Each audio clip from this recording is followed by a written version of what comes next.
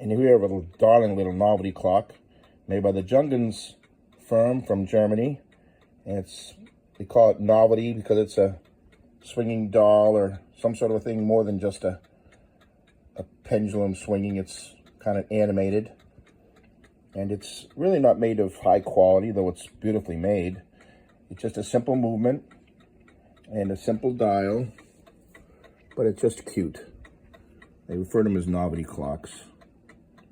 Made about, I would say, close to the turn of the century. And there's our dial there with a J and a star. That's their logo.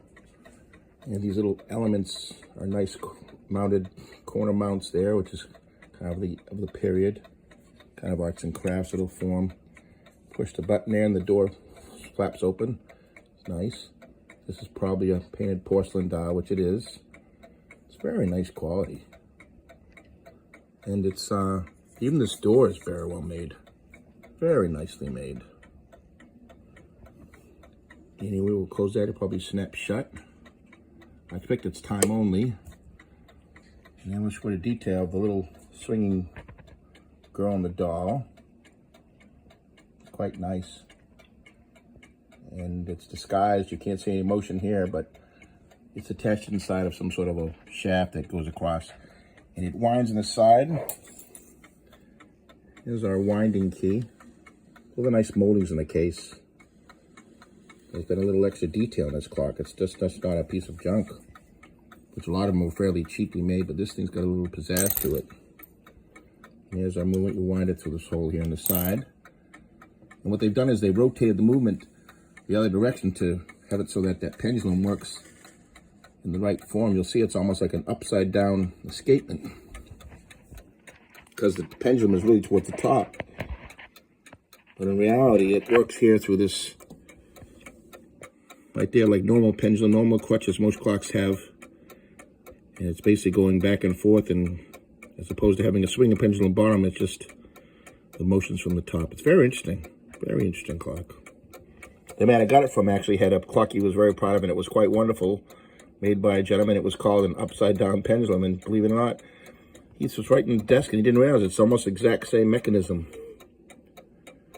And on the side you can see it's probably a 30-hour clock, not very strong spring. And it looks, I'm expecting it's time only. Yeah, there's one spring, yeah. There's the porcelain dial, which is nicely made. Look at that cute little movement. Just simple movement. The clock, that kind of movement you'd see in a clock that's about $20. Not expensive clock movement at all. But like I said, it's a novelty clock, probably meant to run one day maybe. And it was probably but for a window of a store or something. Somebody get some attention.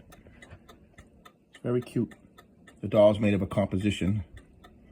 They have what's called swinging dolls. The Ansonia Company made swinging dolls from New York.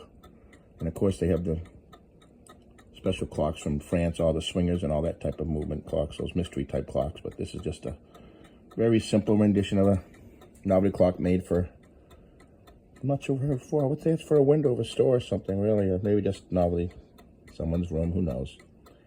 Have to wind it every day, it's kind of a pain. And this little notch here is interesting. That's where they mounted the movement on this plate here. Yep, and this is probably a movement from a general clock too. I would say it's just a normal, that's a normal 30-hour clock movement. A little small, little hanging clock. And they mounted it on here. And this little pendulum, this plate here, I guess a nice little slot to put money in or something. Put the key in. Anyway, I just had to share this little piece. It's just too cute not to share. And I've never seen another one.